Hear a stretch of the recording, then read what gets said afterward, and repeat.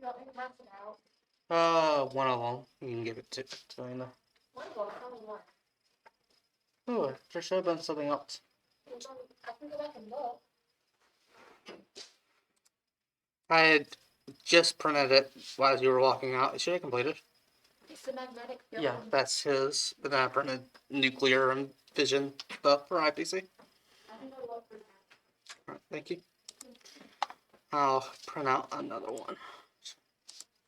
Just in case.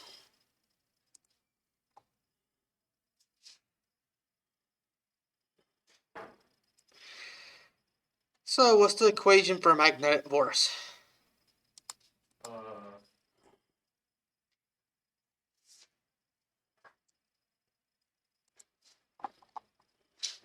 It's not like on the top of my head.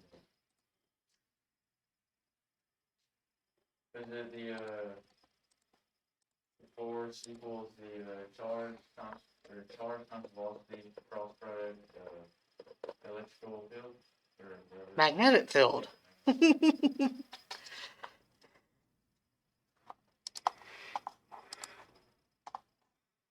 Alright,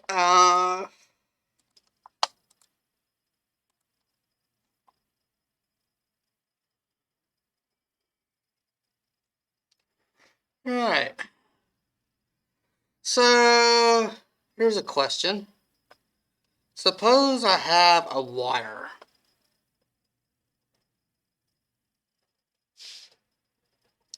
And let's make this a 20-meter wire. And let me do some calculations. Let's say this is made out of copper. This is a copper wire. What is the density of copper?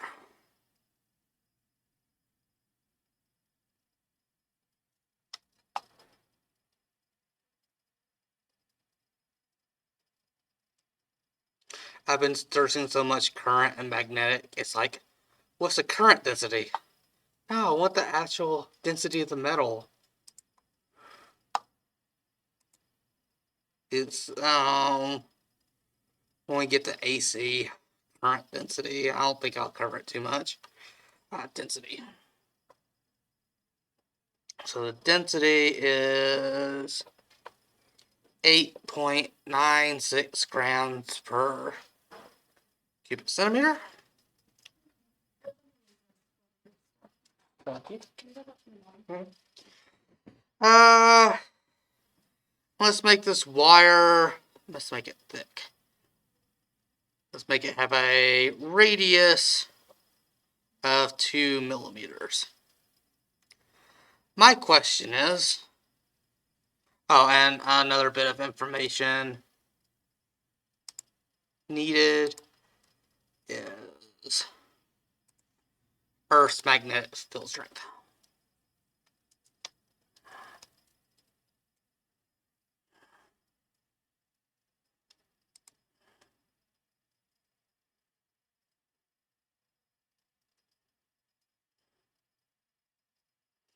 So, Earth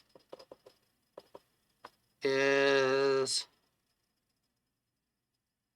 we'll go with 55 microtesla.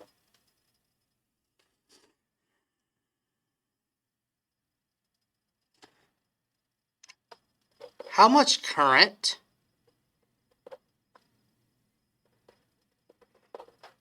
do we have to pump through the wire to levitate it?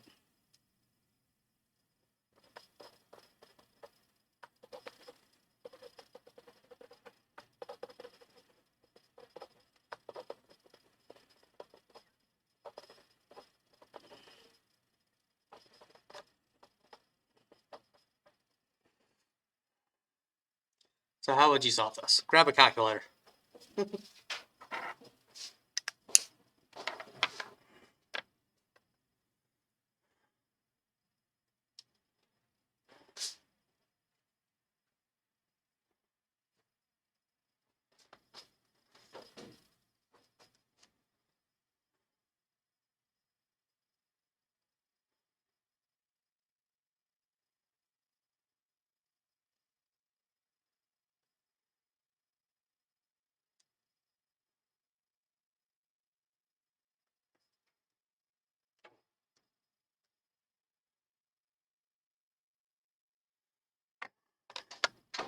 So how would you solve this?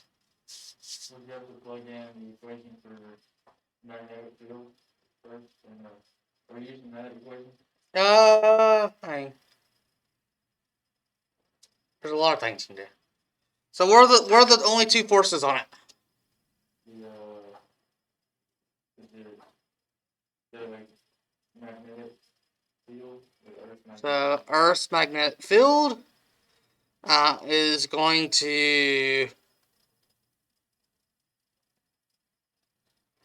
and we're going to assume that Earth's magnetic field is pointing in a way such that this is the force of the magnetic force is making it go upward. I haven't tested to see what direction it is, but we'll assume that wherever the force is going to make it go upward. And then we have force due to gravity, pulling it downward. And when would something levitate?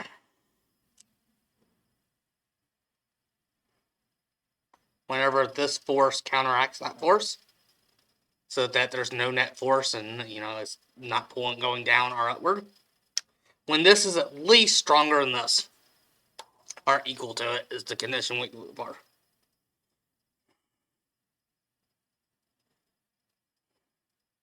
So what's the magnetic force on it?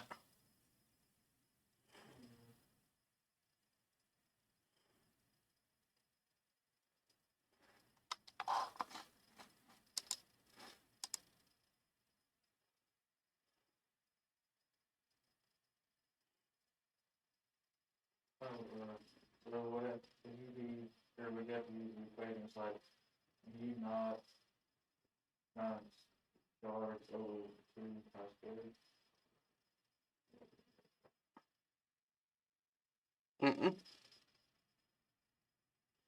So we know force, or a magnetic field, is equal to the charge times the velocity times the magnetic field. Well, we already know the magnetic field. This is the magnetic field B. What is charge times velocity? And again, we're trying to solve for I, the current. Question is, what's the current? And current is really just how many charges per second.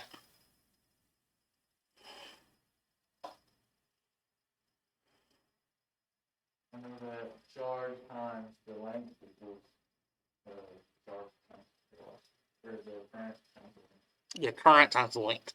So we know that velocity is distance, or I should say length over time. And if we multiply it by Q, we get Q times length divided by time.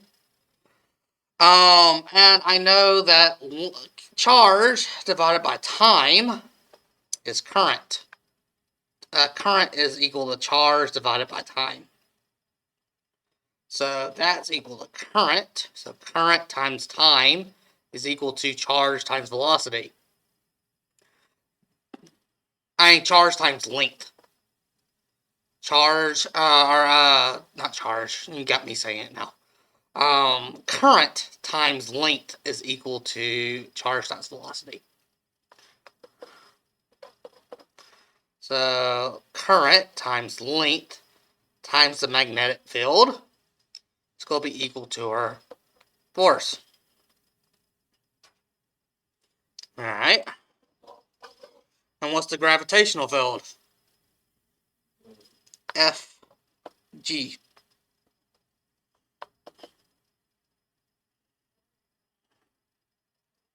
Should use capital G, technically. What's that equal to? Mass times acceleration. Mass times acceleration due to gravity. And we'll let G equal 9.8 meters per second squared. What's his mass? Would it be the density? That's a lot. That's density, not mass.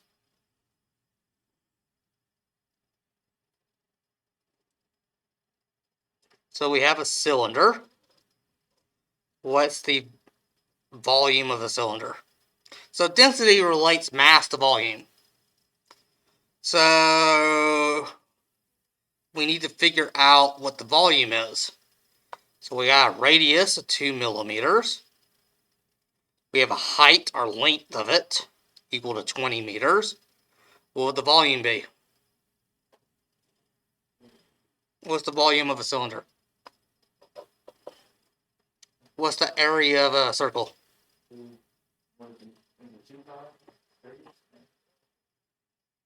Pi r squared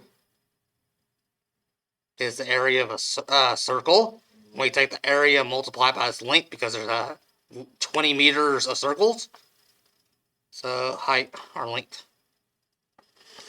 And we know that density, capital D, is equal to mass per volume. Thus, the mass is equal to its density times volume. So the mass would be the density, 8.96 grams per cubic centimeter. Let's forego grams, and we need kilograms. So what would 8.96 grams per cubic centimeter be in grams per meter cubed? Those are units we need to look at.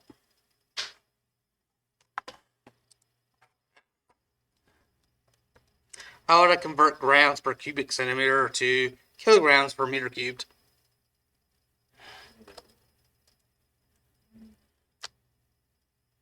Is it like just gonna convert them?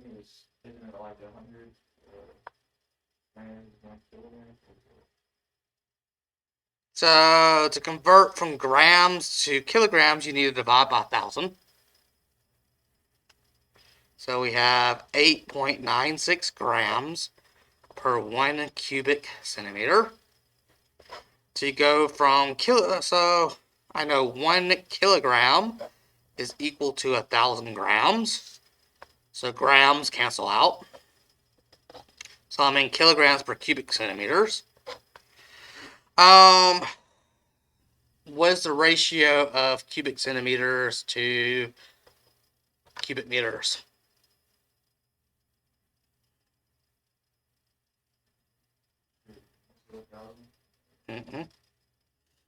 Good. We have a cube.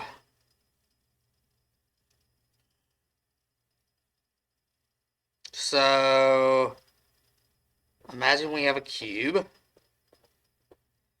Its side length is, let's say, 100 centimeters.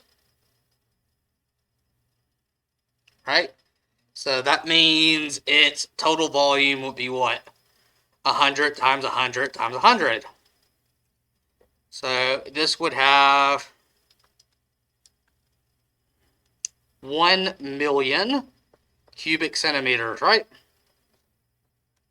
And this is equivalent to a cube that is 1 meter by 1 meter by 1 meter. So this would be 1 cubic meter. That's a ratio, right? So 1 million cubic centimeters per 1 cubic meter.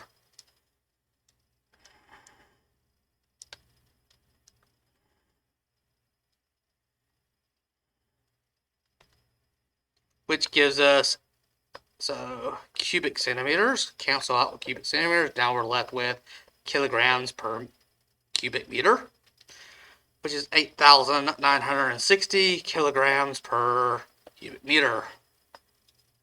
And so our mass is equal to our density, 8,960 kilograms per cubic meter. Our volume would be equal to pi times our radius squared. Our radius is 0.002 meters squared. And our height or length is 20 meters.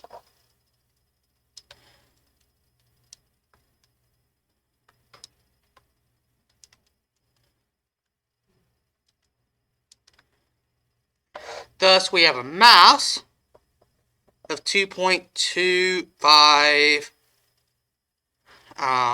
189 kilograms. That's a very heavy wire. It's like 4 pounds of wire. But it's very long. Alright, so we got our mass. So our force, plugging it in, be 2.25189 kilograms times 9.8 meters per second squared. And that's equal to 22.0686 newtons. So our magnetic force has to be equal to a little over 22 newtons to counteract it.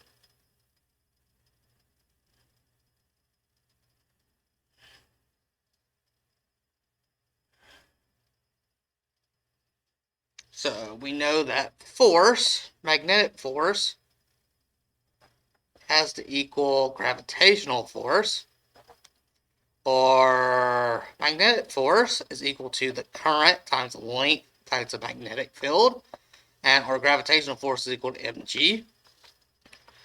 The solving for it, I has to equal mg divided by lb. We know that mg, we just solved for it, is 22.0686 newtons. Our length is 20 meters. And our magnetic field is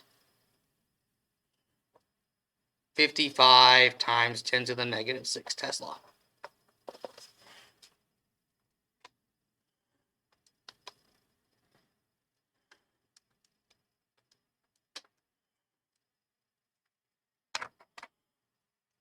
Thus, we would have to put through this wire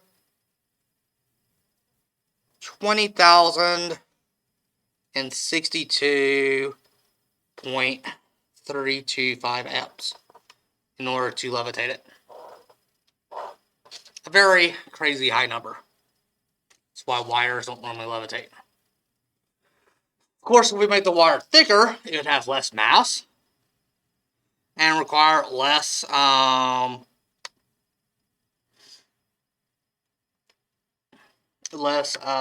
strength. If you want a more generic equation, so we know mass. So current is equal to, our mass was going to be the density of the wire times pi r squared times length. Divided by our times g, so this is our mass times g, divided by length times magnetic field. Lengths cancel out.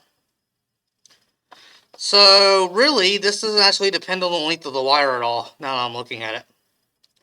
Density times pi r squared times g divided by that is a more generic equation.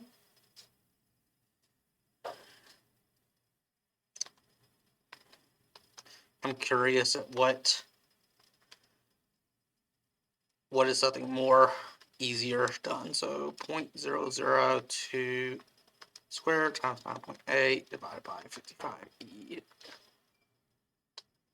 So if I reduce the radius of the wire to 1 millimeter, so if I used 1 millimeter radius wire, it's only 5,015.58 amps, more realistic.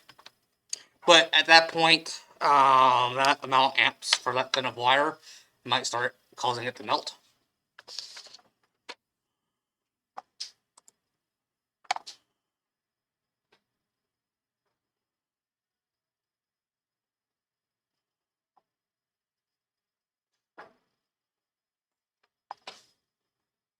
Yeah, I haven't covered magnetic flux.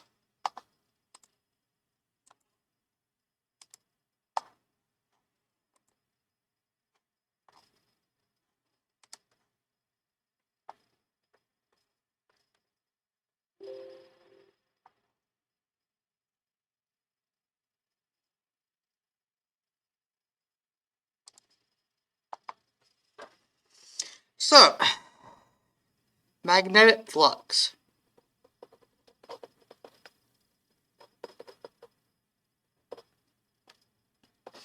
uses this symbol.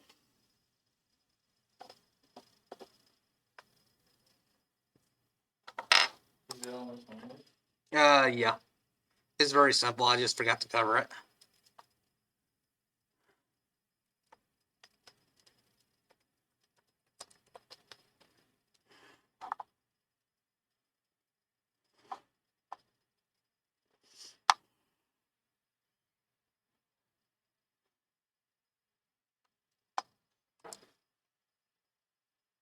Think of the dot product.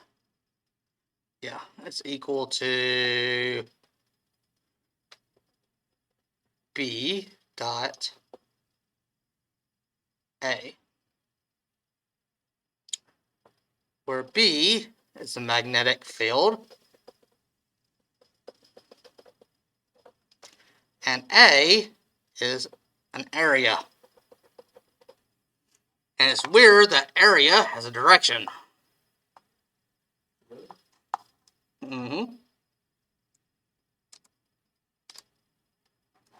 It's a special type of area. Another way of looking at it, basically, it's equal to BA, where this is the magnetic field, and this is the area that is perpendicular to magnetic field strength.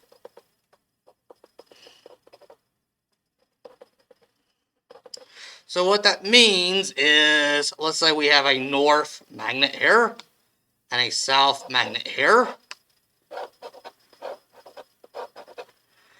And we do some sort of square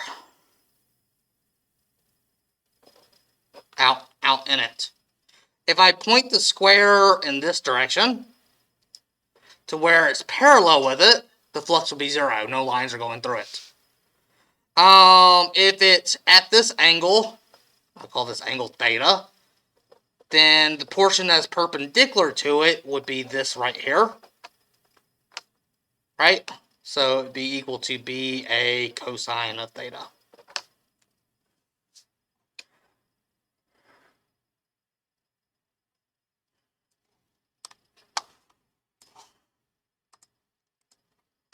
I think I only asked one question on the homework, and it's just, I don't have you do anything special.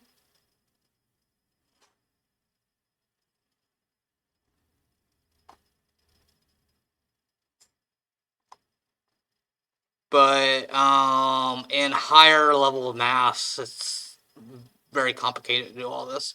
But it's very simple for if you have the magnetic field and a simple shape like a circle.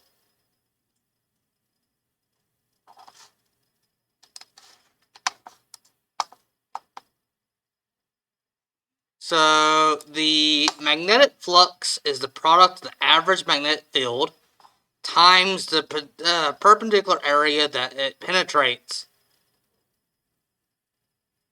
Statement of Faraday's law. The unit is for this is the Weber.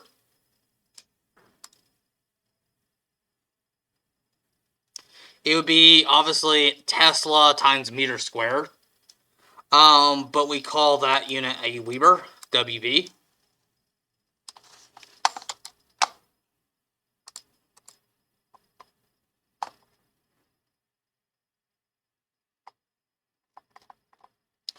The reason why I'm introducing this concept of magnetic flux is down the line there's a theorem, Faraday's law, and other things that is going to talk about changes in flux. So a change in flux over time. Nature, there's a famous saying, nature abhors changes in magnetic flux. Nature hates it. Nature does not want a change in flux. It will try to do every single thing possible to prevent a change in flux. So, for example, let's suppose I have is aluminum magnetic? Can you put a magnet up to aluminum with your Coke can? No. So we have an aluminum plate. What about copper? Copper is not magnetic. And let's say I drop a magnet on it. Say I drop a neodymium magnet. What would happen? Would it just land on it? Or would something else happen?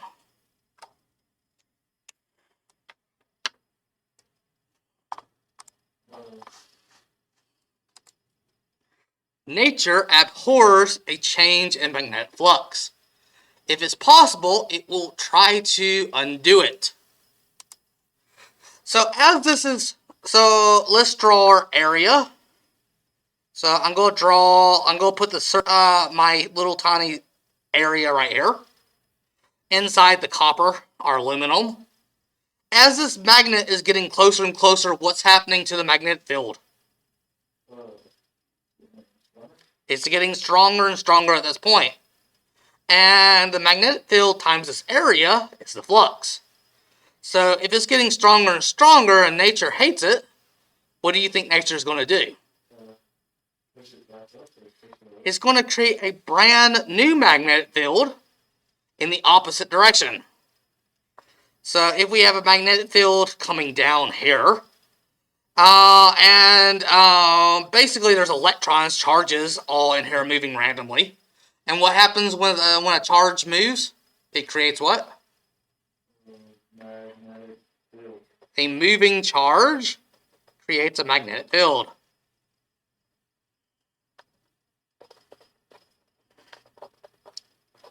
Currently, all these charges are moving around randomly, so there's no overall magnetic field. However, if you drop a magnet onto some aluminum or copper, all of a sudden nature says, hey, you're changing this magnetic field around me. You're changing the flux. I'm going to make all these electrons now go into a circle and create a magnetic field that is opposite to the one that's falling down. This magnetic field and this magnetic field of this object are going to interact. And let me show you.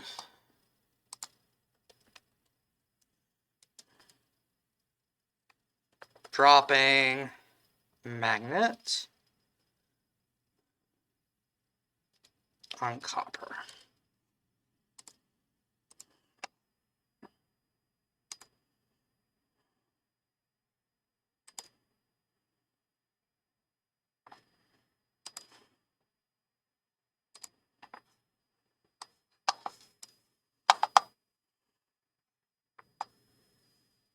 This is the checkers game where grandson and granddad will bond.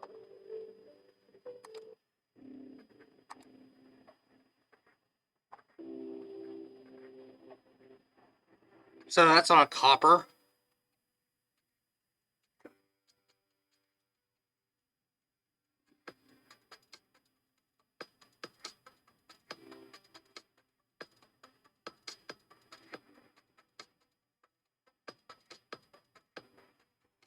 In this video, I will be exploring magnetic braking and levitation utilizing the inductance of large copper plates. These plates I picked up on eBay for a pretty reasonable price, along with some very strong neodymium magnets. Together they behave in strange ways. So he's taking it like a wrecking ball. And again, there's a lot of electrons in copper.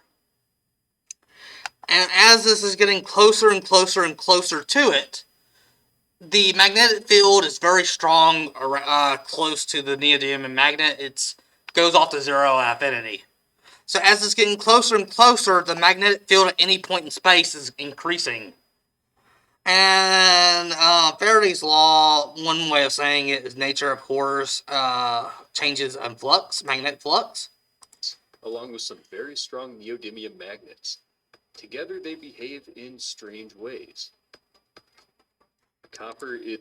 So right before it got to it, it didn't even hardly hit it. It immediately produced enough of a resistive magnetic field to make it come to a stop right before it hits it. Is not magnetic, so they don't exactly attract each other. But at the same time, this magnet doesn't seem to want to slip off very quickly.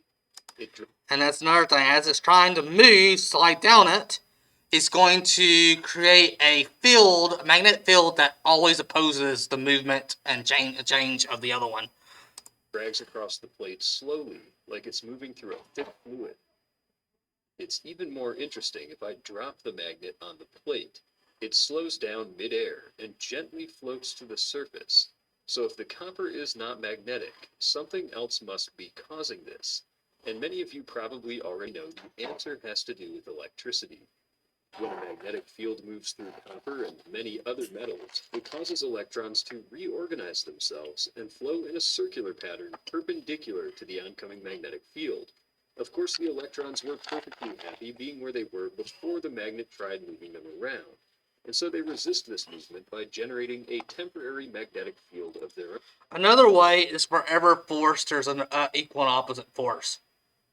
We know that a moving charge in a magnetic field is going to undergo a force. And thus, they're going to start spinning around in a circle. The force is going to be like clockwise or something like that. But we know there has to be an equal and opposite force. And what's going on is these electrons moving in a circle creates a magnetic field that's going to have an opposite force pushing on the magnet that's falling. There's no attraction or repulsion, just resistance to change. One way that we can prove this resistance is due to the flow of electricity is by replacing the copper plates with a copper coil. This coil of wire is not connected at the ends, and so it does not form a complete electrical circuit. If we tried to make electrons flow around this coil, they would have nowhere to go. And we can tell this is the case because when I drop a magnet through the center, there is no resistance. So here the electrons, because of the wire so thin, they have nowhere to move. It falls through the coil as if it were not even there, no slowing down at all. If the resistance to movement we saw with the copper plate was an inherent property of copper, nothing to do with electricity, the magnet should still slow down, even with a disconnected circuit. When I do connect the two ends of the copper wire, now the magnet pauses as soon as it reaches the coil, and it takes a moment to make it all the way through. Electrons can... So now it's making a solenoid. As it gets closer and closer, it causes the electrons to start flowing and creates a current, electrical current. And we already seen that a solenoid, if there's a current flowing through it, creates a magnetic field. A magnetic field is going to be in such a way that it's going to push the magnet away. Now make a complete orbit around the coil in response to the oncoming magnetic field. And so the magnet slows down as its momentum is converted into electrical current. If I once again disconnect the coil and bridge the circuit with an LED, we can see a better indication of the electricity. The LED is very efficient, so powering it doesn't slow down the magnet quite as much as when the circuit was closed directly. This is a simplified model of how the majority of the world's electricity is generated. And that's another thing. This is exactly how this is like how every bit of electricity in the world, other than solar panel, works. So how do you know how electricity is made? Almost all electricity.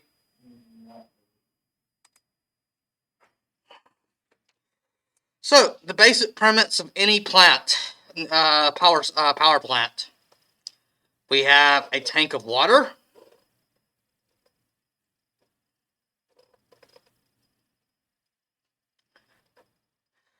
We heat it up somehow. This boils the water and turns it into steam. Steam is pushed, rises up through a vent, and we have a turbine.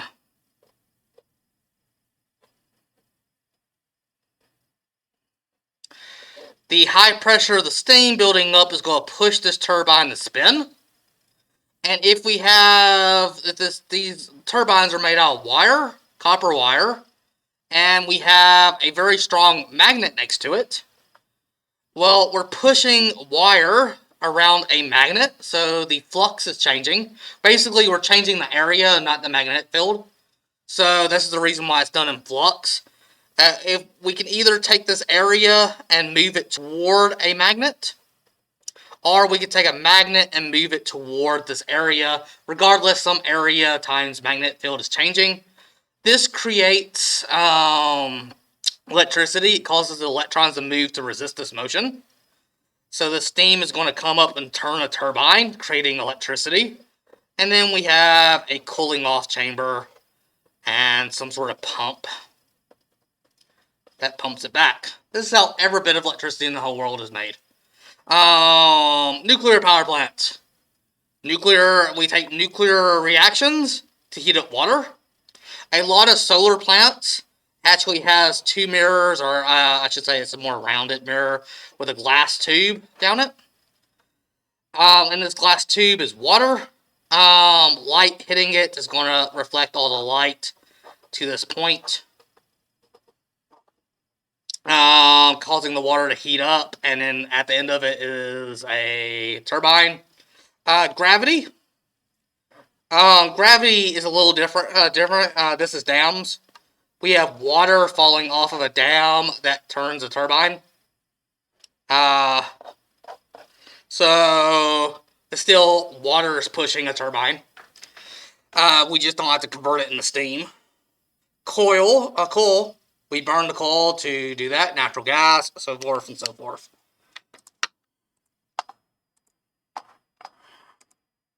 There are many different types of power plants, but most of them are just trying to figure out different ways to more efficiently move magnets through coils of wire. Now back to the copper plates. We can't so easily get electricity from these like we can from a coil, but the electrons are still flowing and cause very heavy resistance to a strong magnet. Because of this, we can do some interesting things like manually levitate a magnet above the surface. I'm doing this by holding a second magnet underneath the plate. It's not easy to make a magnet float in this way, but it is fun to practice. I found that using a very wide magnet on top and a smaller magnet underneath is the most controllable setup. I made a small stand to hold my copper plates out of wood and acrylic glass. The resistance to movement caused by the electrical inductance in the copper. So the reason why, so you could make a magnet, if you were to do this with your desk, the electrons don't move that easy. Permeability of wood isn't that much. Iron and copper have high permeability. But basically this helps move the magnetic fields, the copper does, because it's going to resist changes.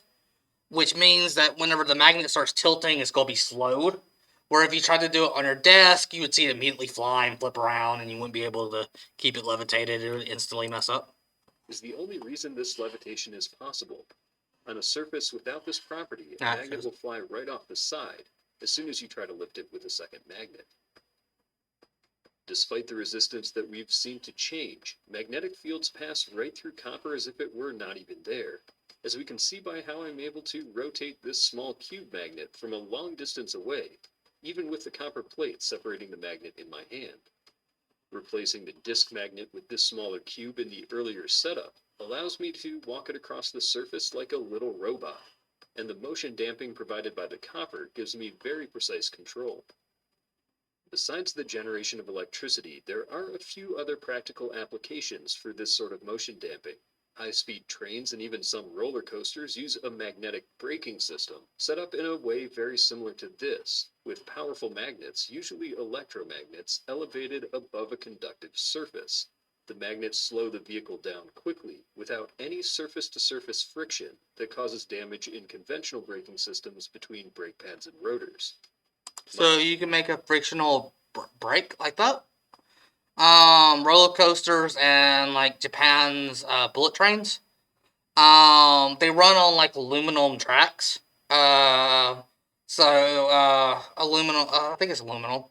And they have electromagnet, a solenoid, on either side of it. When they want to brake, they send power through a solenoid that creates a magnetic field. This magnetic field is running through all this aluminum, and it's going to create a resistive motion because it's a changing magnetic field going through it. Have you ever had an induction electric oven? Have you ever seen one or know about it? So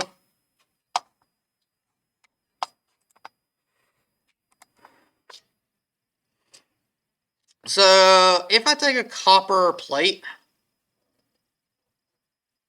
and let's do some coils right here. And I'm putting AC, so it's constantly changing. I'm putting a changing flux throughout here. And we know that these electrons are going to start spinning in one direction, and if it's constantly changing, and we're constantly flipping it into other, it's going to start going back and forth. These are known as eddy current. It's the circular flow of electrons inside the plate. Now, if you were to take like a giant big box and start sliding it across the floor, friction's involved. You're going to also get friction as the other electrons are trying to prevent the motion of these electrons going in circles. You're going to get some friction and thus heating. Thus, as long as the thing is able to conduct electricity, you can have an induction heater that uses basically you can have an electric oven where you can put your hand on it. It's cold to the touch. You can put a box on it. It won't do anything. But if you put a metal pan on it, it starts heating up the pan. And it's actually how your phone charges too, if you have a wireless charger. Basically it can produce little tiny eddy currents, electrons that just go in a circle that also produce heat. Now, your phone, of course, has another wire that will make a current through it instead of it heating up.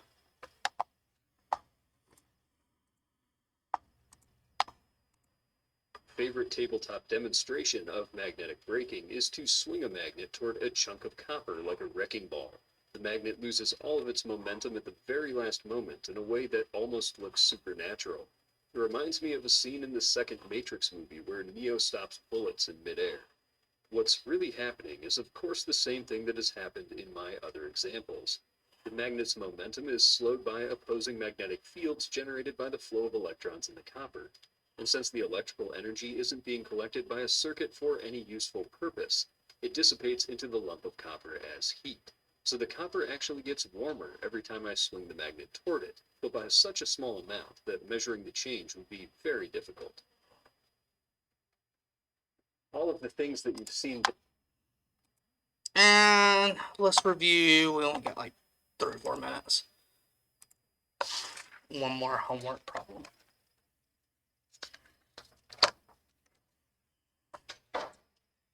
So let's say that we have a giant big copper plate. And let's say I put in this copper plate a magnetic field going through it.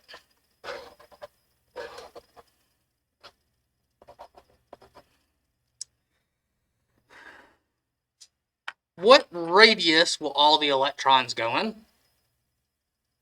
So the electrons, first of all, what direction will they go in? Like, you talking about like Clockwise, counterclockwise.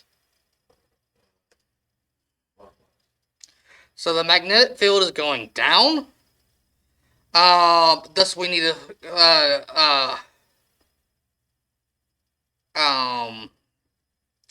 we would curl our fingers into the direction. So if an electron is moving upward, then it'd be pushed to the right, and it would change its course and start going into a circle like this.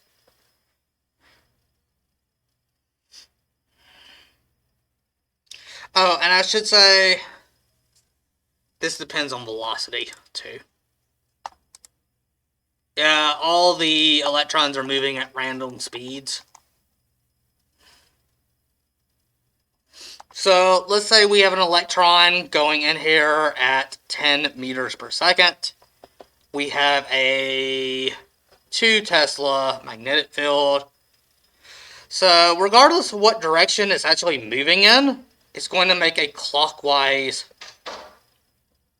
turn. So his motion is going to be clockwise. It's going to make a circular path.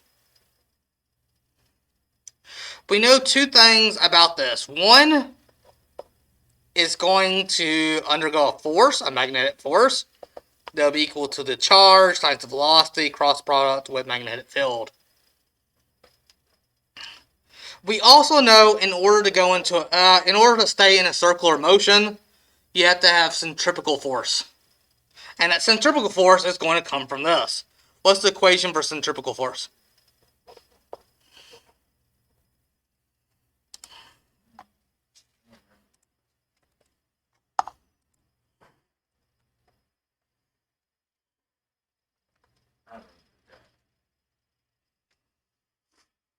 Centripetal force is equal to mass times velocity squared, that's your tangential velocity, divided by the radius.